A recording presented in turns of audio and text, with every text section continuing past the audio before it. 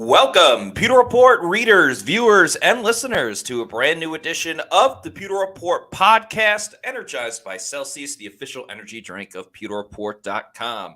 It is a Thursday edition of the show. I want to say hi to all of the Pewter people that are just starting to file into the chat as we get the show going, as we're going to talk about another path to the playoffs for the Buccaneers. They actually have two paths at the moment that could see them playing in the postseason this year. So let's get into it. I'm your host, Matt Matera. Joined with me is my fellow colleague from pewterreport.com. He is live in his home state of Wisconsin this weekend and will be attending Bucs versus Packers in person. It is Adam Slavon. Adam, how are we doing? And how's the weather right now where you are? It's actually not too bad weather-wise today. The high is actually around 50, so pretty warm for this time of year in Wisconsin, but great to be on. I put down the cheese curds and the Kringle to get here, so happy to talk some Bucs and Packers with you. Yeah, absolutely. And Adam just had a great interview with Dan Dockich from ESPN, who covers the Packers. Rob Demovsky. Oh, sorry. Yeah, I was talking about Dan Dockich and another thing. Rob Demovsky of ESPN was on our show. You can check it out on Pewter Report. It's just a separate video. But yeah, it's about 20 minutes long. I got the first couple minutes in. I will check out the rest later, but make sure you check that out. It's going to be super, super fun. And Adam worked really hard on it, even securing the guest in the first place. So highly recommend checking it out. Yeah. As Callie Buck says, great interview, but I don't agree the Packers are winning. The Packers are just too banged up. We'll get into that a little bit more. Speaking of banged up, the injury report came out, Adam. Let's get into it. Yeah. Do you have it pulled up? I can have it pulled up. Where is I just had it. All right. So for the Thursday edition of the injury report / the Pewter Report podcast, once again, not practicing was Carlton Davis, dealing with a groin injury. Jamel Dean fully participated with an ankle and foot injury. So as is the case with the Bucs cornerbacks, one's trending in the right direction, the other one's trending in the wrong direction. Mojo Jojo says, shout out to the Bodega crew. Let's go with that. Will Golston did not practice. He's dealing with that knee and ankle injury. Ryan Neal did not practice. Back injury. Zach Triner did not practice. Vita Vea did not practice again with that toe injury. But the last one to pay attention to, Devin White, get live 45. He fully participated. He went from not practicing at all yesterday to fully participating today. So that's big. Let's see. Again, the Packers have like a laundry list, but actually, the Packers one didn't come out yet. Only the Bucs one came out. Based on what Rob tweeted out a little bit ago, so Christian Watson, it sounds like he's not going to play this week. Again, with a hamstring injury. Dontavian Wicks and Jaden Reed were both out there on the field, which is a welcome sign on their side of the ball. And then the biggest return is the Packers' leading tackler, inside linebacker Quay Walker. He returned to practice today. So for them on their side of the ball, that's probably the biggest, most notable return because Walker, he's been a steady presence alongside Devondre Campbell this season. Did I miss Chris Godwin in here? Yeah, Chris Godwin also did not practice dealing with a knee injury, so apologies about that. I had Chris Godwin on the mind because Eric Moreno had a $5 super chat. Thank you to Eric, who says, you think Godwin plays? He seemed fine at the end of the game. We need Godwin, Vita Vea, Dean, and Davis. Maybe game time decisions. This will come down tomorrow. I'm not going to sit here and predict that Chris Godwin's going to end up playing. I know the toughness of Chris Godwin, and I would say there's probably a better chance that he does play than he does not. I mean, he was probably feeling worse last week between the controversy that he probably didn't even want to get into, and even being able to play with that neck injury and shoulder injury and everything that he's dealing with. Yeah. So I think it's more of like, how can this Bucs offense look if Chris Godwin is not available? That's a big question. I know David Moore was elevated to the active roster, Yeah. and he has some experience playing in Dave Canales' system with the Seahawks, and maybe he can step up. But that's a lot to ask for. Elevating a guy and then expecting him to be the number 2 alongside Mike Evans. And so for Chris Godwin, although he may not be targeted and the production may not line up as much as the Bucs were hoping for this season, he's still an integral part of the team, and they'll need him. I know Eric also mentioned some of the other players, Carlton Davis, Vita Vea, going up against the Packers offense, the youngest offense in the league. It's going to be key to either have Carlton Davis or Jamel Dean, because Zion, while he stepped up, they still need that other corner going up against these young wide receivers. And then also Vita Vea. It's going to be really interesting because the Packers, Aaron Jones and A.J. Dillon, are also both injured right now. Yeah. But Vita Vea, if he's healthy, it's only going to add more depth to the Buccaneers defensive line. Yeah, and I think they'll need him, obviously, for the pass rush, but stopping the run. I mean, you look at this game just from a matchup of running the football. The Packers have done it very well, even with Aaron Jones being limited this season, only playing in 7 games. But they've still been able to run it efficiently when it's been a one-man show over there with A.J. Dillon. But on the flip side, and we talked about it a little bit on yesterday's podcast, the Packers, I mean, they're like Ellis Island when it comes to allowing players just to come through, because their run stopping since November has been downright egregious, atrocious, blasphemous. Ooh, I like all these adjectives. Yeah, and with Kenny Clark up the middle, they still haven't been able to stop running backs. And Rachaad White, he's had so much success as of late with 2 100-yard games in the past 3 weeks. Yeah. You have to wonder if the running game can get going, and pair that with Baker Mayfield getting comfortable in the pocket and being efficient. When the Packers played the Giants on Monday, they didn't have any sacks on Tommy DeVito, the NFC Player of the Week, Tommy DeVito. But if Baker Mayfield, he's not pressured, and Rachaad White can have the kind of success he did just recently last week, the offense can get some life and can really get going. Believe it or not, they've scored 20 or more points in 5 of the past 6 games. And you may not think that, but you see progress being made. There's absolutely been progress. It's kind of something that Dave Canales spoke about today, where it was like it wasn't like I told you so type of thing by any means, because you know how Dave Canales is. He's super grateful. He's just happy to be alive, happy to be doing stuff with football. But he talked about, he's like, I never wavered with running the ball. I never wavered. There were complaints about not wanting to run the football, and we just got to air it out, and that's it, and that's it. But no, I never wavered. And again, I'm paraphrasing. That's not exactly what he said. But he deserves credit because, excuse me, because even the run game wasn't going well for a little part of that game against Atlanta. But in the fourth quarter, Luke Gedeke pulling up the middle, bam, did a lot of great stuff.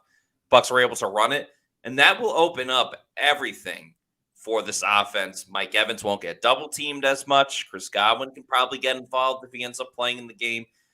The run game is the heartbeat of what Dave Canales wants to run in the offense. And much like the Grinch on Christmas Day, that heart grew 3 sizes larger. Yeah. I like that reference there. Thank you. We got a couple super chats to get to. So thank you to all the Peter people for your super chats. We shall start with Spider-Man. Thank you for the $4.99 super chat, Spider-Man, who says, can you tell the Traskaholics to go to an AA meeting for help? Trask won't start at all this season, and to quit asking for him to Bucs over the Packers. Let me ask you this, Adam. What do you make of the play? Because the only way Kyle Trask is going to get into the game is if, either an injury to Baker Mayfield or if Baker plays poorly. So let's talk about the Baker playing poorly side of it, because injuries, you can't predict them. They're fluke things. You never know what's going to happen. But Baker has not played well the last 2 games. He was clutch. Against the Falcons, but 2 games in a row, he had a passing completion of 48.3%. Now, identical. But they won both of those games. And you have to look a little more into it than just his play on the field, because Baker means a lot to the guys in this locker room. He means a lot as a team captain. He was named team captain. It wasn't even sure he was going to be the starter when he first signed to Tampa Bay. And now it's been a resounding I take that back. It's not a resounding success because the team's 6-7. But from a chemistry build, that has been a resounding success. Yeah, and I think when you look at the situation with Baker Mayfield and Kyle Trask, Baker Mayfield, he's done enough to win football games this season. It hasn't always been pretty, as you alluded to, under 50% completion percentage the past 2 games. Really, the last 4 games have kind of been more Browns-esque in the fact that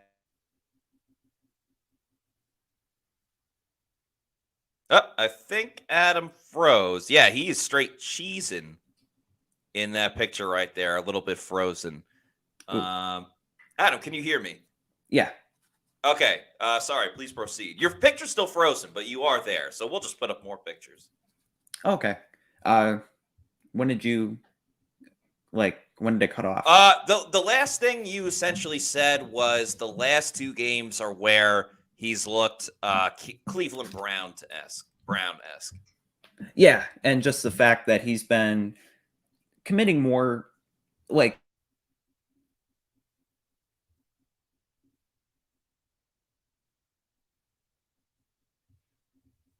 be the quarterback, but at some point, I still think that Trask needs to be seen by the end of the season. So you cut out a little bit again, but so you want to see Kyle Trask this season? In the regular season finale or the game before, I still would, because otherwise you don't know what you have in him. Right, but the Bucs aren't really in a position where they can just play their backups for the heck of it. It's not like last year if they lose this game. Oh, so you're saying if they're completely out of the playoff picture?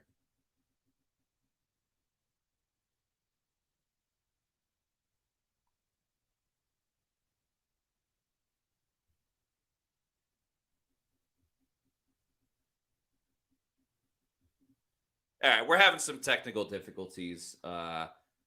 Technology, right? So what Adam was saying, and we'll have Adam log off and come back on. I'm going to text him that right now. But you guys see me do the Pewter Game Day show, so you've seen me. This is navigating on the fly, as people like to say. So what he was saying essentially was that. What's up? Can you hear me? Yes, I can hear you. Okay. It is kind of cutting out a little bit, but I'll do my best. Yeah, no worries. Not your fault. That's just technology, man. All right, let's change the vibes a little bit. We have another super chat to get to. This time, we got a couple super chats. Appreciate all you guys for the Peter people.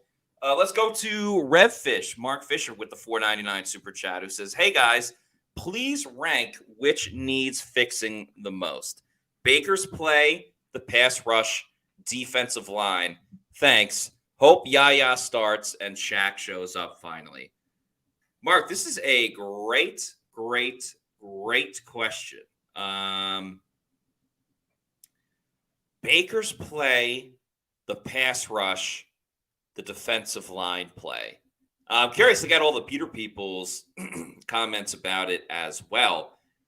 I think Okay, I'm going to give you two answers, but one's for present for this 2023 season, and then one's for the 2024 season.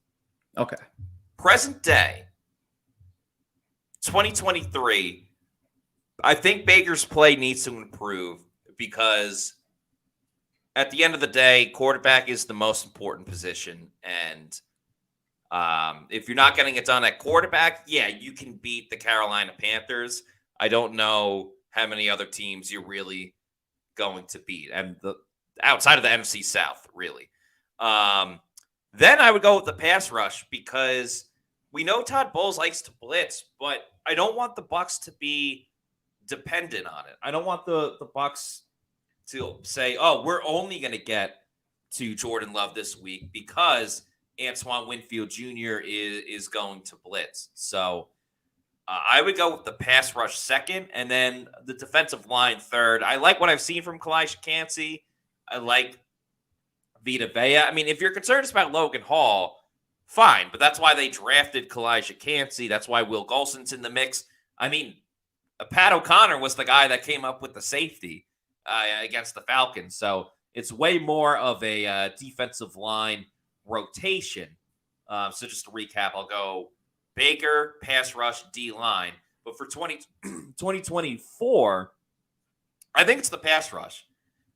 Because in that sense, you're banking on improvement from Yaya Diaby. You're banking on probably a new pass rusher coming in. Because I don't know how much better Shaq is going to be. I feel like Shaq has kind of reached his ceiling. He might not even be on the team next season. He may. But and if you have a new quarterback, you're either restarting completely or you found your guy of the future, or maybe they go the Kirk Cousins route. So I think it has to be, if it's 2024, the pass rush and then the D-line play and then the quarterback play. But how do you see it, Adam? Yeah, I think that's a very thorough answer. For 2023, I would have to agree with you that Baker's play needs to just be a little bit better if the Bucs want to be a playoff team this year.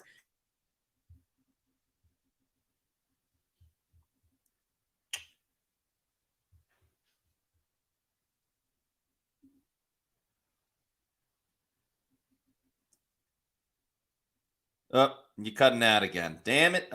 Technology killing us today. All right, let's move over to Lucas Batiste. Thank you for the $1.99 super chat.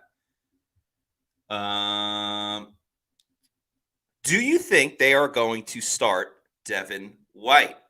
Get live 45. Excuse me. Sorry. Yeah, I think if Devin White is healthy, then they are going to play Devin White, unfortunately. Todd Bowles is obsessed with Devin White. I don't know why. I don't, for the life of me, I don't have like a definitive great answer as to why Devin White can do no wrong in the eyes of Todd Bowles. I think Larry Foote has had to bite his tongue a couple of times. I think Larry Foote has wanted to say, he's played poorly, but he, has to go with the mantra of we're doing what the head coach wants. We're doing what is best for the team. Adam just said, my Wi-Fi keeps cutting out, but it says it's full. I apologize. I'll restart my computer and try once more. I'm going to say it's all good. Give it a try. That's all right. We'll just we'll pivot and we'll make this a Q&A type of show.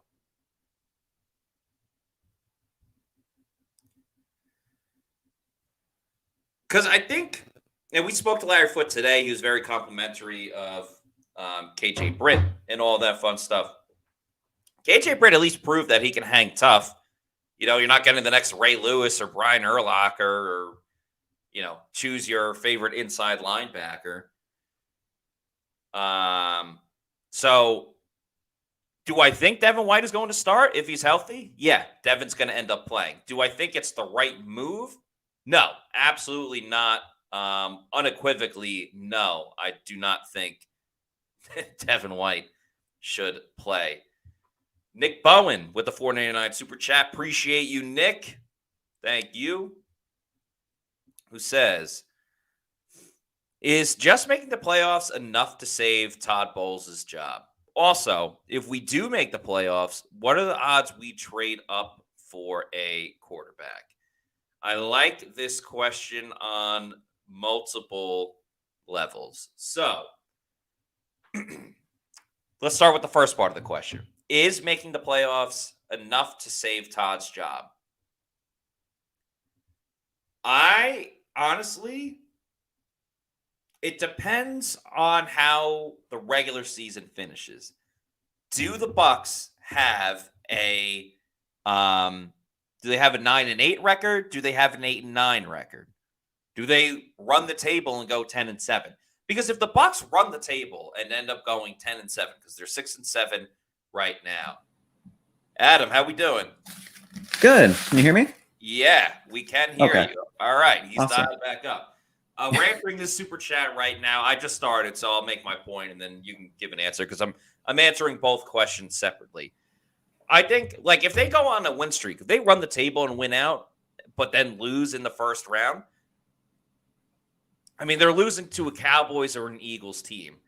But if they won out, they would be 10-7, and they'd be on a 6-game losing streak up until going into that playoff game and losing. Now, if they end up being 8-9, and it's the same record as last year, so that's another losing record where, let's face it, the NFC South is kind of the laughing stock of the rest of the league. It is. You turn on any TV that's talking about football, you put on the NFL Network or whatever radio show you like to listen to that isn't direct with Tampa Bay or anywhere else in the NFC South, all the other analysts, all the other talking heads are all saying, I'm done with the NFC South. I hate watching the NFC South. No one wants to watch it.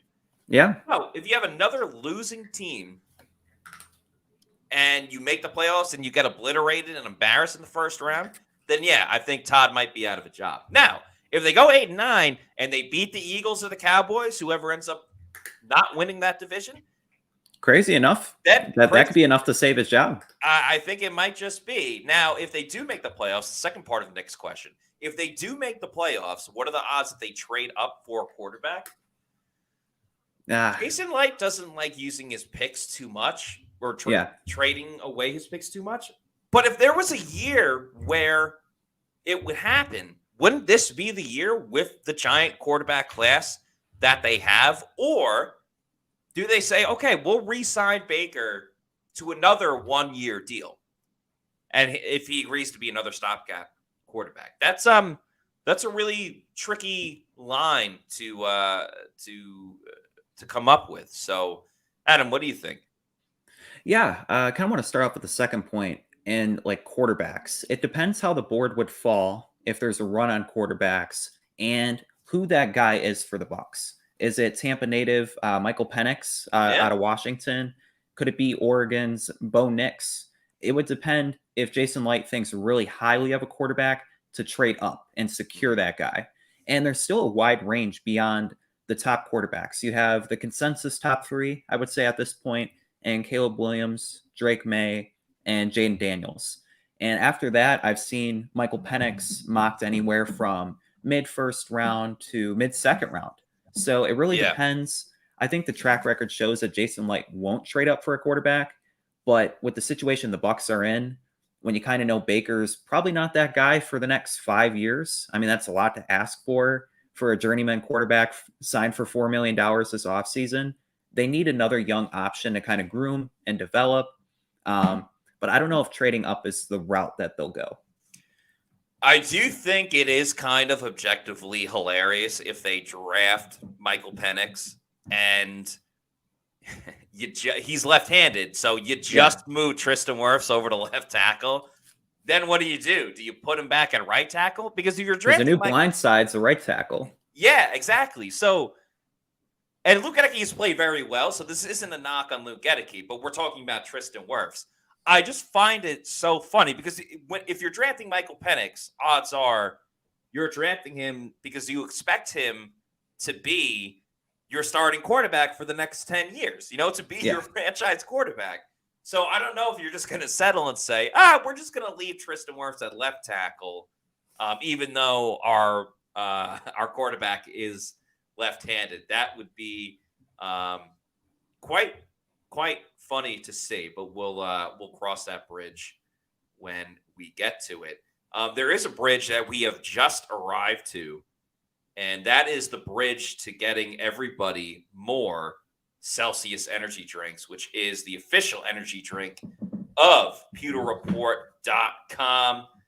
We love Celsius for all the great flavors that they have.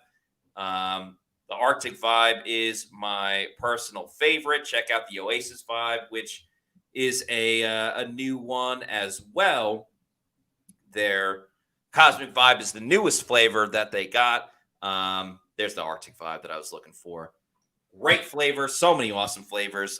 Check out the peach mango, the strawberry acai, the sparkling orange, sparkling watermelon, the strawberry lemonade is a personal favorite of mine as well. There's no sugar. There's no post-energy drink crash or jitters that you may have with another energy drink out there. If you need to know where to find a Celsius energy drink, you can pick one up at your local go to the store locator. You can pick one up if you punch in your address at your local Walmart, Target, 7-Eleven, Quick Trip, gas station, a health and fitness store, or your bodega. Bodega. Where's the nearest place you could pick up a Celsius, Adam, where you are in Wisconsin? I would definitely say Quick Trip. That's what you were saying. I didn't know what that was at first. I was like, yeah. Well, there you go. Go to your local, a little bit better. Yeah, go to your local Quick Trip as well and pick up a Celsius. And then once you know that you love Celsius and you want more, you can get it in bulk over at Amazon by doing the subscribe and save. I would recommend getting the variety pack, because variety is the spice of life. And you can have it sent whenever you want to your place of residence. You're in charge. Just, it could be a week, month, quarterly, yearly. Just make sure you're drinking Celsius energy drinks. Celsius, the official energy drink of pewterreport.com, and the Pewter Game Day show, which will be coming up again this Sunday, starting at noon. It'll be myself, Bailey Adams on the pregame show. And then we'll have various guests during the live game as well, as I give my opinions, everything, and reactions. And Adam will be at Lambeau Field. So Adam will not be on the show, but that's okay, because you're doing bigger and better things over at Lambeau Field. We will talk about the playoff picture, but you know our rule. If you super chat us, we get to all the super chats. So we just had Nick. A lot of great questions today as well. Yeah. This is a statement from Bucs Basement. Thank you for the $1.99 super chat, who says, if Devin White plays, mark this as an L. I don't think you can directly say it's a loss. I don't know if it correlates exactly, but I don't know. With the way KJ Britt and JJ Russell and even Saracier Dennis filled his role better than he has, there is something to be said with Devin White making that one play, like that Gardner Minshew missed tackle that allows a touchdown, or the 49ers against McCaffrey when he didn't really cover him. There is that play, and it could lead to a loss, but I don't know if it directly correlates. It feels like this situation where it's like, hey, why ruin a good thing? They've won two in a row. The linebacker play has been better. Levante David's finally healthy. Why ruin a good thing? Because when Devin was in, they were losing. Now, they weren't just losing because Devin White was in. No. But sometimes you need to, keep the mantra the same or the vibes the same, whatever you want. So, again, until you're fully healed, just like if they got Devin White from week 1 against the Vikings, then, all right, give me that Devin White. But I don't see that coming. Or it's for 1 week, and then you don't see it for the next time they play the Saints or the Jaguars on Christmas Eve. So that's my biggest concern with Devin White more than anything else. We got a $4.99 super chat from Kelly Dwight Fields. Thank you very much, Kelly, who says, new quarterback. Wait, let me put my glasses back on. Baker is great, and Trask is terrible. Don't ask me to explain. My meds are working. Is this in response to kind of the Baker talk that we had earlier? Do you want a new quarterback? I'm a little Baker bit great? Yeah, I'm a little confused. New quarterback. Wait, let me put my glasses back on. Baker is great and Trask is terrible. I thought it would be the opposite of like, oh, wow, Baker's great. Oh, let me put my glasses back on. Oh, damn, like he's terrible. I wish there was like a better answer for the whole Kyle Trask thing. I really do. Because I'm in agreement, not with the Traskaholics, but I'm in agreement of like, why is Kyle Trask here if he's not going to play at all? Exactly. But at the same time, you can't put all of your eggs in the Kelly's saying rose-colored glasses. You can't put all of your eggs in the Kyle Trask basket. You know? And it's like you have all these other options at quarterback. It's a really dicey situation to kind of navigate. Yeah, I agree. And especially with all the backup quarterbacks out there in the NFL right now, if you have something in Baker, I can understand the reasoning. Just play Baker. As long as you're in it, you're winning football games. But again, at some point, you kind of want to see what he has, because if at the end of the season they draft a new quarterback in round 1, Kyle Trask will never really play it down for the Bucs again at that point. Yeah, and he's hardly played any downs for the Bucs either. He's played like what? So he came to that fourth quarter against. He threw 9 passes. He threw 9 passes. Probably had 2 drives, something like that. Because he definitely went 3 and out the first time. And then he came in against the Colts when Baker got hurt on the QB sneak. I mean, that was 2 plays. So, he did take a knee in a game. Got to throw that in there. Right. Moving on to a $2 super chat from Eric Moreno. Thanks for the super chat, Eric. Who says, does Godwin, Vita, Davis, and Dean all play? No. Someone's going to sit out. Very rare you get all of the players on the injury report to play. If I had to... How about... Let's do this, Adam. Let's experiment with this a little bit more. Okay. Who needs to play the most out of this group? Or you could pick 2. Okay, I'll pick 2. I'll pick Vita Vea and Jamel Dean, I would say. Because it doesn't look like of the 2 corners, Carlton Davis will be playing. So I would say Dean, and then you have Zion. And then you would like a big guy up the middle, and Vita Vea fits that role pretty well. Yeah, I think Vita and Godwin is definitely the right answer. It looks like Dean is going to play. Because he missed the past couple of weeks. He's fully participated both games. I bet you it was one of those things where if last week, I know it was a de facto playoff game, but if it was legitimately the playoffs, he would play. But because it's not, it's like, let's give him another week. Davis and Dean almost, because of Zion McCollum, Davis and Dean almost kind of negate each other, if that makes sense. Because it's like, they really need Carlton Davis. Dean's coming back, so they got Zion McCollum. At this point, they should just alternate weeks that they play. Jamel, it's your week. Next week, it'll be my week. It's because it's kind of how it's been all season. Adam, why don't you read off this next super chat? Yeah. So from Jose Ortiz, Baker seemed visibly frustrated last game with Bulls' decisions to kick on the opening drive. Is this something that could continue? Kick on opening drive. That's interesting. And with Bulls deciding to defer and letting the defense start the game off, and it kind of goes to the point of the offense getting momentum. I think that's key. I don't know if Baker's really frustrated about it. That might just kind of be the gamer mentality that he has, that he wants to go out there and be out there right away. Matt, curious to get your thoughts. Yeah, sorry, I am hacking up along over here. Baker, I don't think he was showing up. I don't think he was showing up Todd Bowles or anything like that. he clearly wants to go for it because he believes in himself. He believes in the offense and all that fun stuff. I think he's just like an ultimate competitor, and in the moment he's thinking, "Let's go for it." He's not thinking like he's not thinking like screw Bowles and his decision. We're gonna go for it, no matter what. I just think it was like a heat of the moment type of situation. For sure, and I don't think that's a reflection on Bowles and like his decision making. It just kind of Baker wants to convert that fourth down. He wants to keep the drive going and score that opening touchdown. But, and as the second part of the question says, is this something that could continue?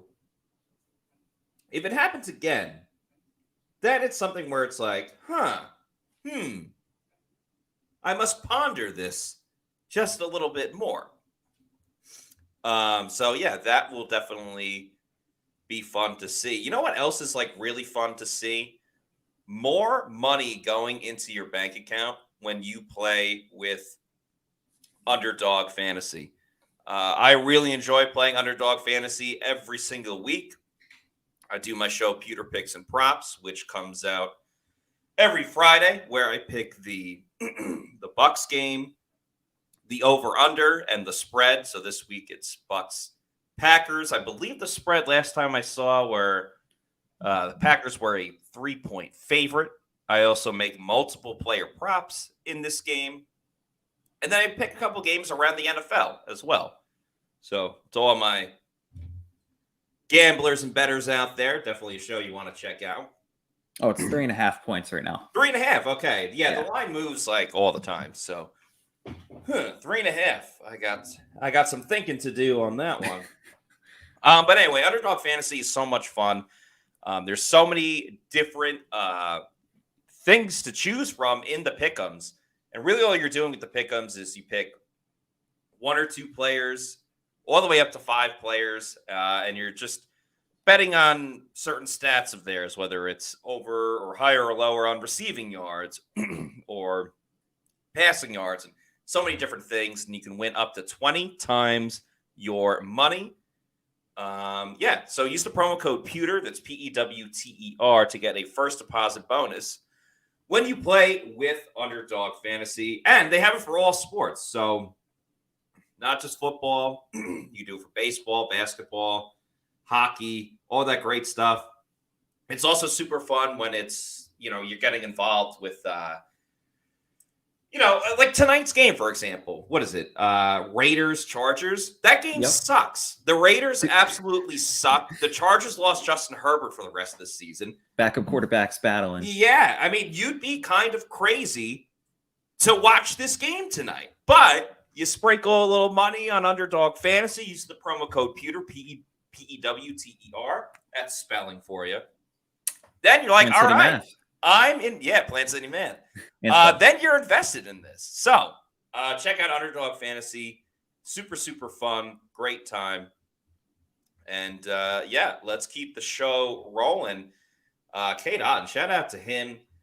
He's establishing an interesting niche in his career with the Buccaneers because he doesn't make a lot of catches each game. Sometimes he's kind of invisible, but he has a lot of clutch catches in his career already, Adam, going back to last season when he scored against the Saints with about 3 seconds to go or 8 seconds to go. And then people will forget he had would have been the game-winning touchdown. He had the touchdown against the Texans when the Bucs had that late drive, but then the Texans obviously scored against the Bucs defense. And then he scored the big one against Atlanta. So Kate Otten, not as much of a focal point of the offense, but he's coming up in the clutch, man. He is, and I want to say half or over half of his career touchdowns have been in the last minute of football games. You mentioned those games. Also, the Rams game last year when he made that catch in the final seconds. He doesn't make a lot of catches, and he's not like the tight end one in a typical offense. But when he makes catches, they often dictate the outcome of games. So definitely worth shouting out. Yeah, absolutely. Got another super chat to get to. Thank you to Ryan Giles. A lot of Devin White discussion today. he's back. So naturally, Devin White gets brought up often. Thank you for the $1.99 super chat, who says, let Devin White start at defensive end, keep Britt at linebacker. Devin White cannot play outside linebacker.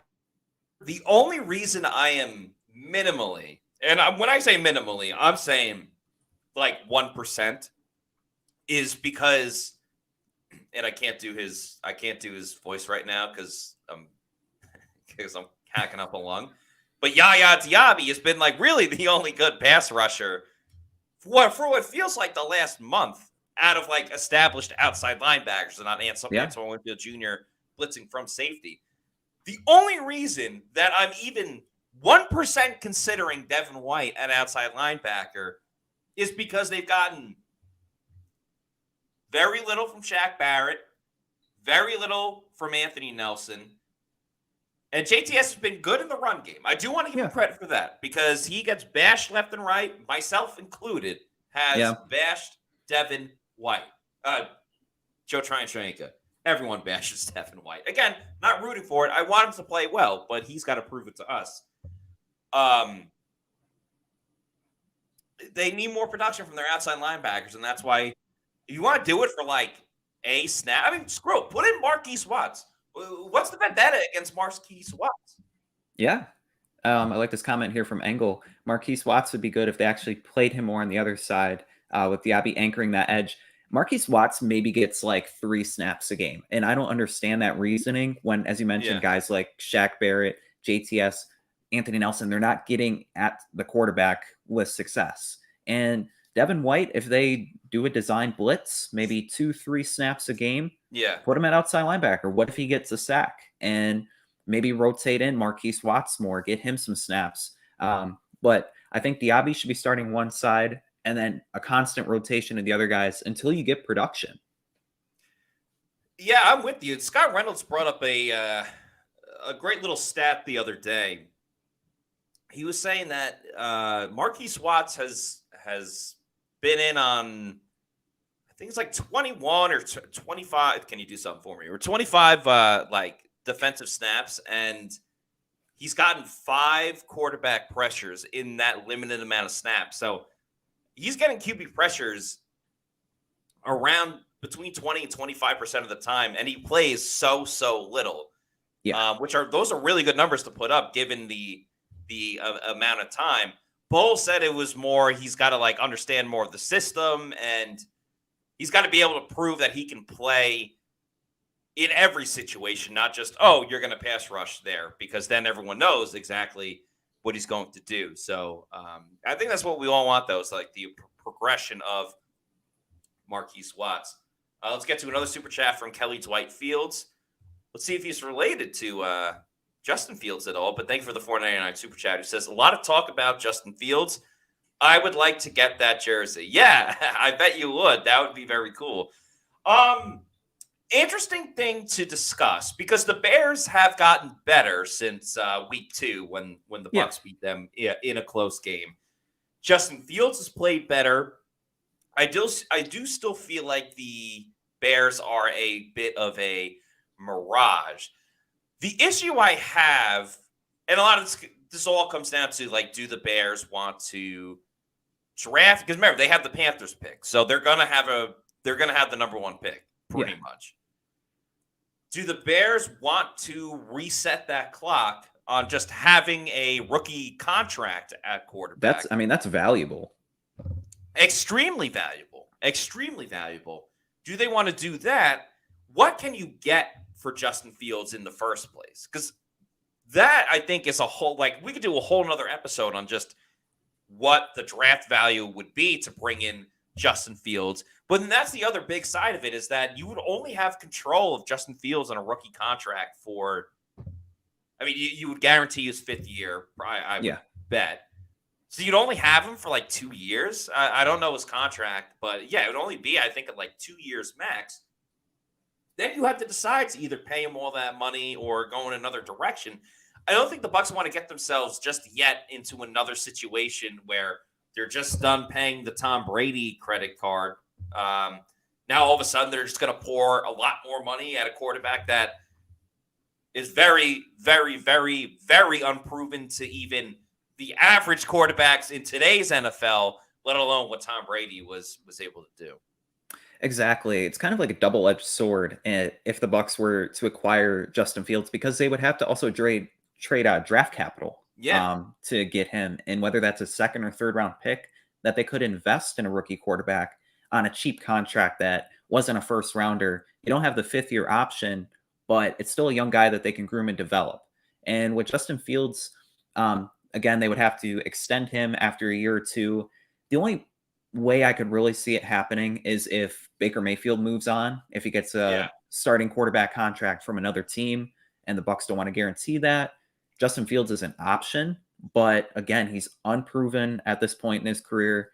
He has capabilities running the football, which kind of makes you excited if you're Dave Canales and you have a mobile quarterback and you can maybe do some more different concepts and things like that.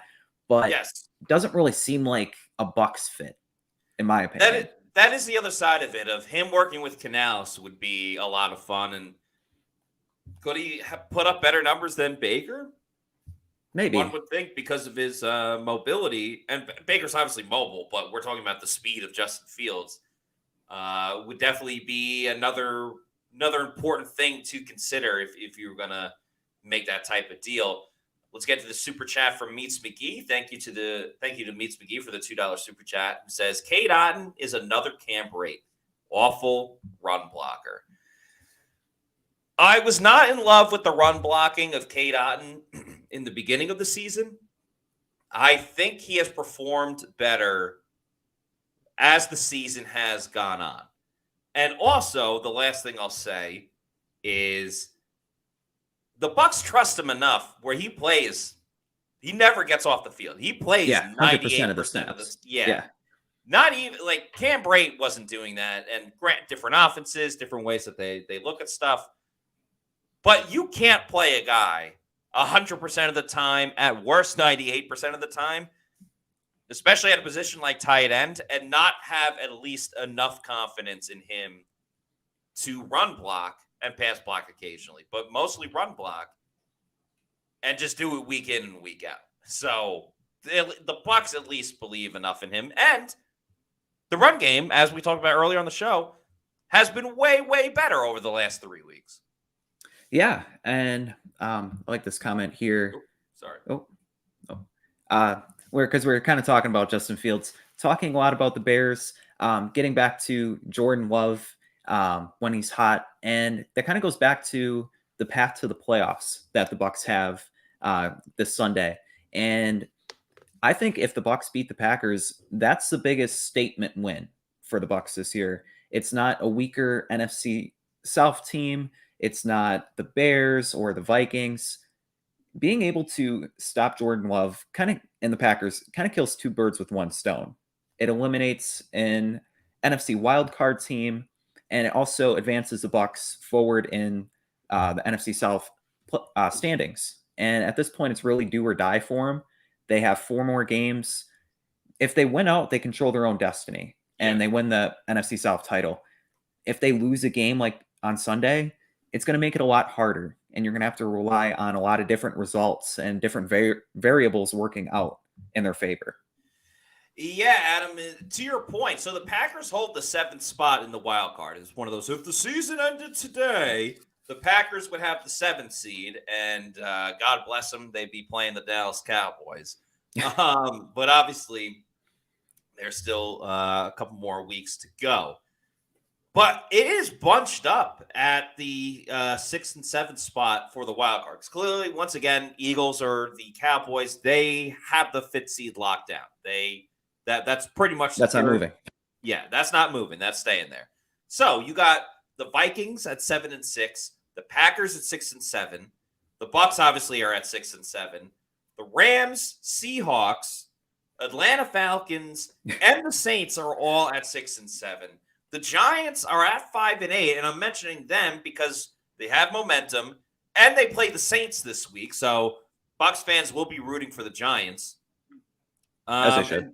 Yeah, the Bears are at 5 and 8. They play the Browns. Technically still in it. But that's a lot of teams right there. And, we say every week is important. Let's look at those teams again. The Vikings. Bucs beat them week 1. That's a tiebreaker. They're on their 4th quarterback. Nick Mullins. And they're on their 4th quarterback as well. The Saints, if they beat the Giants this week, right now the Bucs have the tiebreaker on the Saints. They have the tiebreaker on the Falcons because I don't know, Josh Capo explained it, but that's why the Bucs are in first place and not the Falcons, even though they all have the same record. So really, getting that win over the Packers, it helps you in the sense of you get a lot more comfortability with the wild card where, okay, maybe you can slightly afford a loss to the Jaguars on Christmas Eve in that sense. You're still going to have to beat the Saints and, you have to beat Carolina.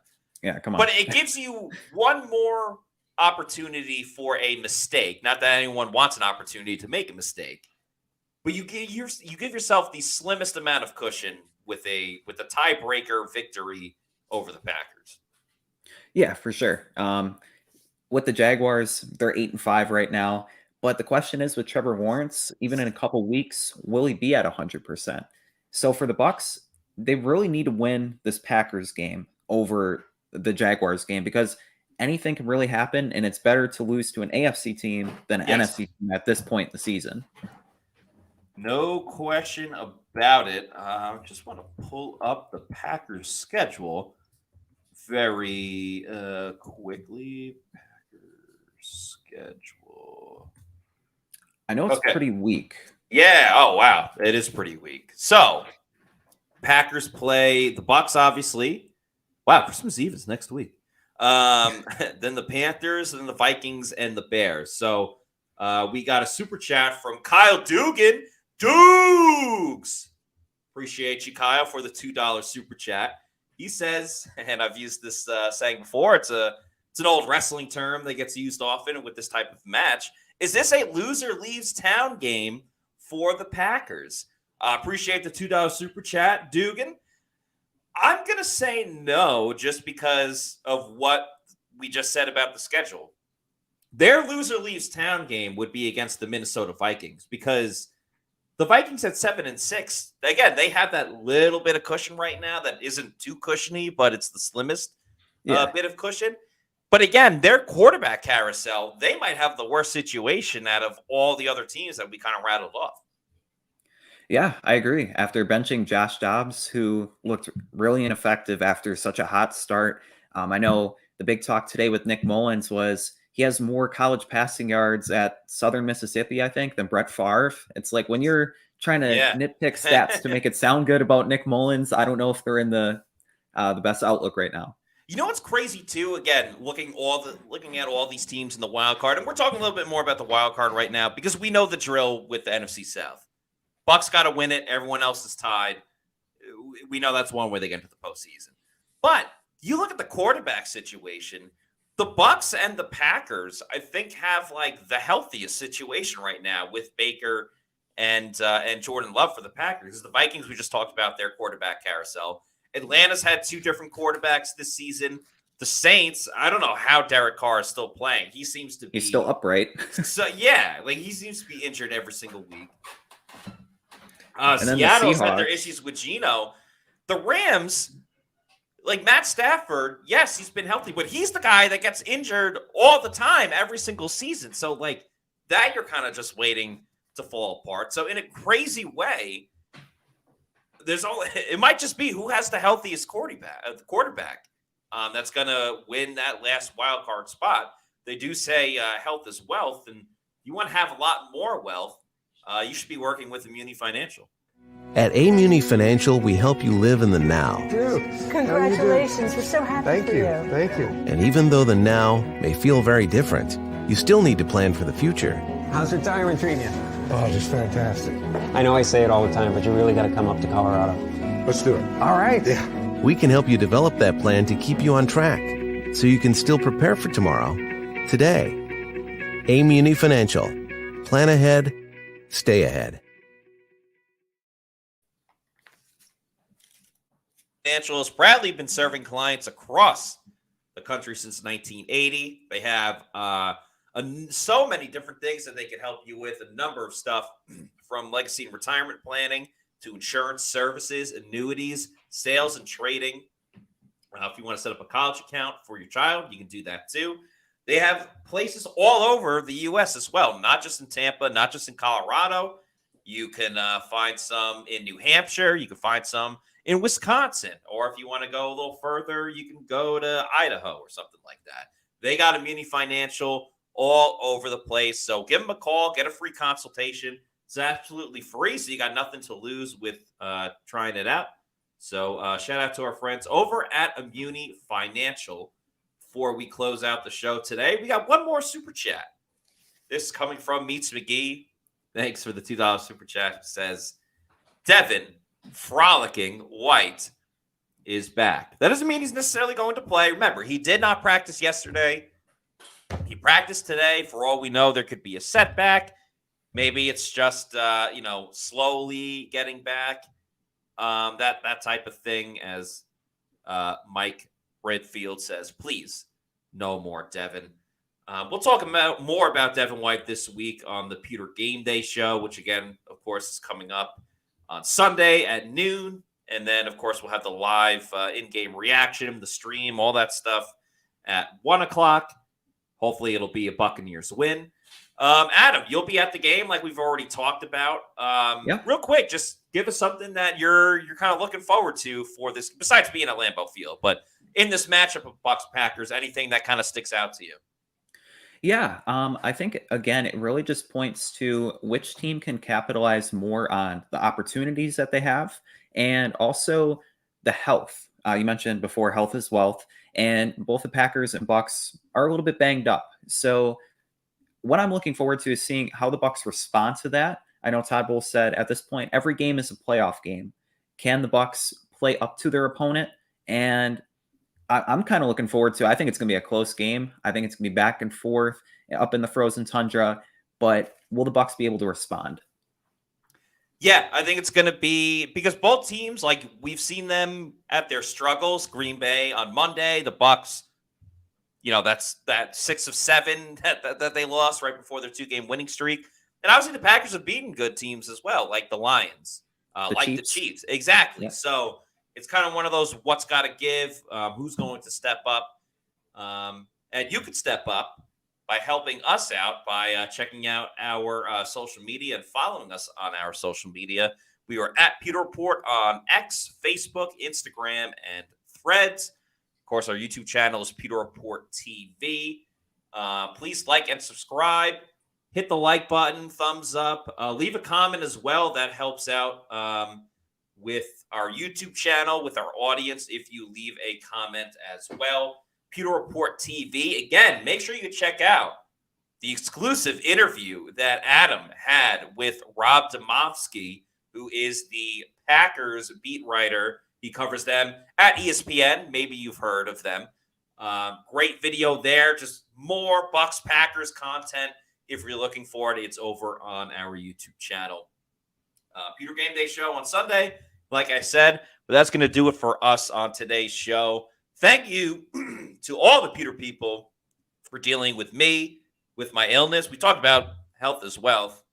I'm broke right now. But power through it. That's all that matters as long as you win the game. Baker played poorly against the Falcons. He came through in the clutch at the end. We're going to sign off for this one. For Adam Slavon, I'm Matt Matera saying thanks everybody for watching. We will see you on Sunday for another edition of the Pewter Report podcast. Out.